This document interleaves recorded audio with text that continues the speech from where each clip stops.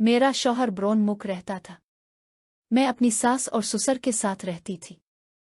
सास और ससुर हर रोज रात को सोने से पहले गोश्त पकाकर खाते थे और फिर आधी रात को उनके कमरे से चीखने की आवाजें आती थीं। मैं सारा मामला समझ चुकी थी, लेकिन सुबह जब सास अलिफाटेती तो वो जवान नजर आती थी। एक दिन मेरा भी गोश्त खाने को दिल किया और मैं रात को उनके कमरे में चली गई।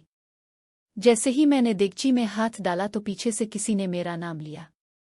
मेरा नाम है, मेरी उम्र 25 साल है और मेरी शादी को 5 साल हो चुके हैं। मुझे अभी तक अल्लाह पाक ने औलाद जैसी नेमत से महरूम रखा है। मेरे शौहर आमिर बाहर मुल्क में नौकरी करते हैं। वो काफ़ी अरसे बाद पाकिस्तान आते हैं।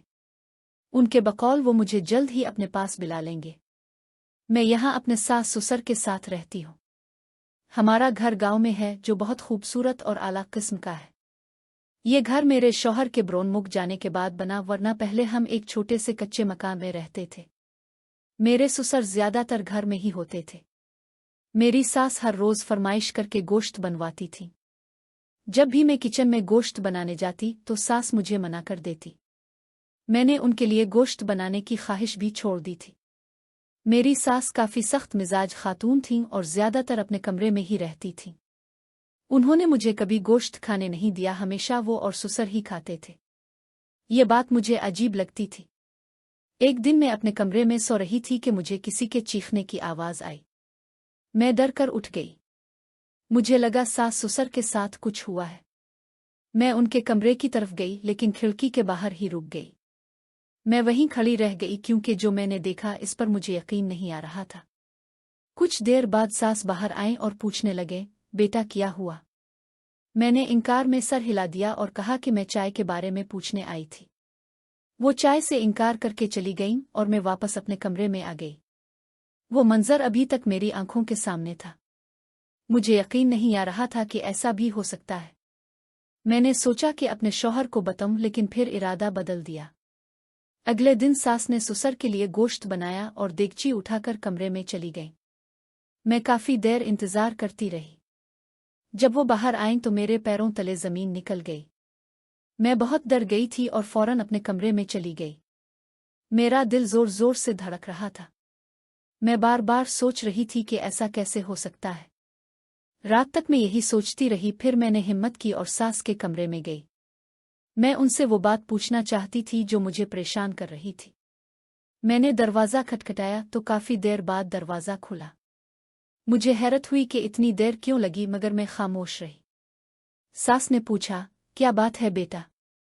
मैं घबरा गई और कुछ कहे बगैर वापस आ गई। मैं अपने कमरे में आकर खुद को देखने लगी, बुखार चेक किया, सब ठीक था। मगर जो मैं देख रही थी वो किया था। अगले दिन भी यही सिलसिला जारी रहा। सास गोश्त बनाती, कमरे में ले जाती और सुबह जवान होकर निकलती। एक दिन मैंने हिम्मत करके पूछ ही लिया, उम्मी आप इतनी जवान कैसे हो जाती हैं? वो बोले, ये तुम्हारे ससुर का कमाल है। वो गोश्त पर दम करते हैं जिसे खाने से मैं जवान हो जाती हूँ। ये सुनकर मैं हैरान रह गई, क्योंकि ससुर तो खुद बूढ़े ही रहते थे। एक दिन मैं छत से कपड़े उतार कर वापस आई तो देखा कि सास दोबारा बूढ़ी हो चुकी थी। मैं बहुत परेशान हो गई। इसी दौरान मेरे जेवरात और सामान भी गायब होने लगे। एक दिन मैंने देखा कि सास ने अपने दुपट्टे में कुछ छुपाया हुआ है। मैंने खिड़की से झांक कर देखा तो वो एक लिफाफा अलमारी में रख रही थी। मुझे शक हो गया कि कुछ ना कुछ गलत जरूर है। मैंने फैसला किया कि रात को चुपके से कमरे में जाकर हकीकत मालूम करूंगी। रात को मैं डुप्लीकेट चाबी से उनके कमरे में दाखिल हुई। कमरे में हल्की रोशनी थी। मैं देगची के करीब गई और हाथ डालने लगी। इसी दौरान मेरी नज़र बेड पर पड़ी और मेरे रूंगटे खड़े हो गए। मैं फौरन भागकर अपने कमरे में आ गई।